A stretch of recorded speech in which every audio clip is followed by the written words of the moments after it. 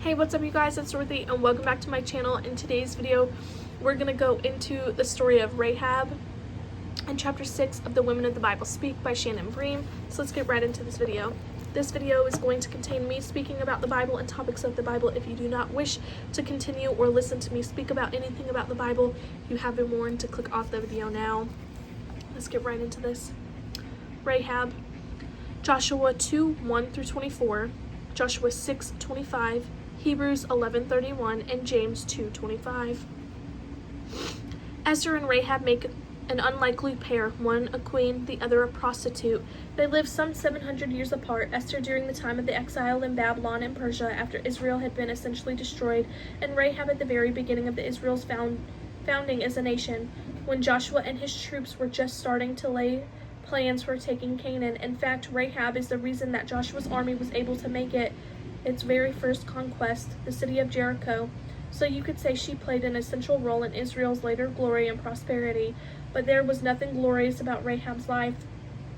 And if it was prosperous, it wasn't from money earned through an honest living. So what on earth could this peasant woman from an ancient Canaanite town, a prostitute as well as a pagan, have had to do with the Jewish queen of Persia? Both women were critical to the survival of God's people, placed divinely into position and called upon to step up in a moment of courage. Like Esther, Rahab's name points us to some important truths about her.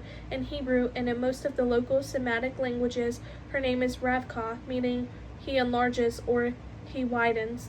It was a common image of fruitfulness, God enlarging the womb of a pregnant woman, thickening the ear of grain, making the fruit to swell and burst.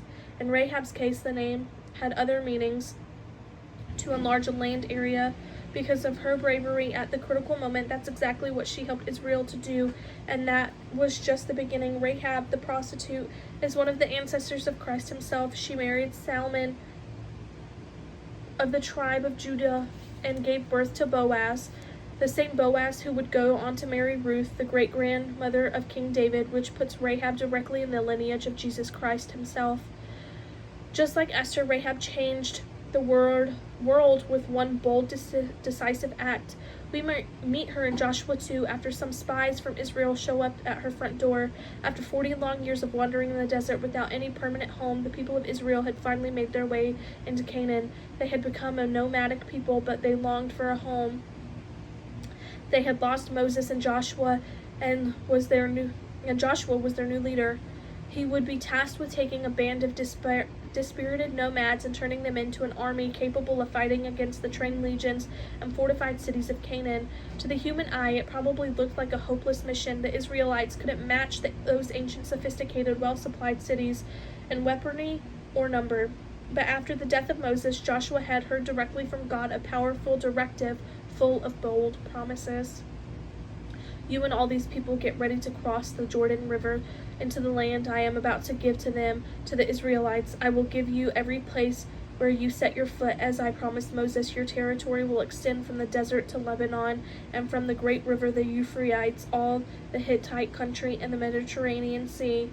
In the west, no one will be able to stand against you all the days of your life.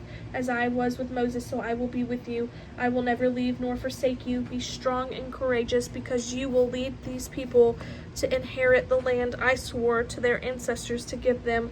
Joshua 1:2-6. This is no ordinary pep talk. It is in the next 3 verses. God says again, be strong and courageous, 2 more times adding, do not be afraid, do not be discouraged. The Lord your God will be with you wherever you go. Joshua 1:7 and Joshua 1:9. That's where the spies come in. Joshua wanted to get a good look at what they were up against, so he sent spies into the mighty city of Jericho. Some scholars believe Rahab was not just a prostitute, but also an innkeeper. The odds are she made a little money on the side by doing more for guests than just renting them a room. Whatever her loyalties were before the spies arrived, she was willing to protect these men on a mission. The king of Jericho was told, look, some of the Israelites have come here tonight to spy out the land. So the king of Jericho sent this message to Rahab, bring out the men who came to you and entered your house, because they have come to spy out the whole land. Joshua 2:2-3. Local inns were clearing houses for gossip, and it would have been a good idea for Joshua's spies to head to one first. not just to secure lodging for the night, but also to overhear the local news and find out what was going on in town. Unfortunately, news flowed in both directions. The king of Jericho got word that some strangers were in town over at Rahab's place and maybe asking too many questions, so he sent his messengers and demanded Rahab turn over her guests. Here's where Rahab made the decision that changed the course of not only her own life, but the entire trajectory of human history. She decided to lie to protect her guests, but it wasn't just any lie, it was a detailed one. She admitted that the men had stopped in, but told the king's messengers, "You just missed them." Rahab really sold it. "Go after them quickly, you may catch up with them," Joshua 2:5. But she had already hidden the spies on her roof. After sending the king's messengers on a wild goose chase, she returned to the roof for an illuminating chat. Before we go there, we have to ask the question, why did Rahab go to all this trouble? Why did she make what appeared to be an impulsive choice to lie to the soldiers of her own king, putting herself and her entire family at tremendous risk? If the king's men had discovered that Rahab lied, her life would almost certainly have been in danger. Whatever due process there was in ancient Canaanite city ruled by a despotic king, it's unlikely a prostitute innkeeper would have been benefited. There's simply no denying that Rahab took an unbelievable chance. In explaining her decision to save them, Rahab told the men all she had heard of Israel and what a picture she painted. Word of God's favor over Israel spread far and wide. Through those powerful accounts, God's miracles were paving the way for his people.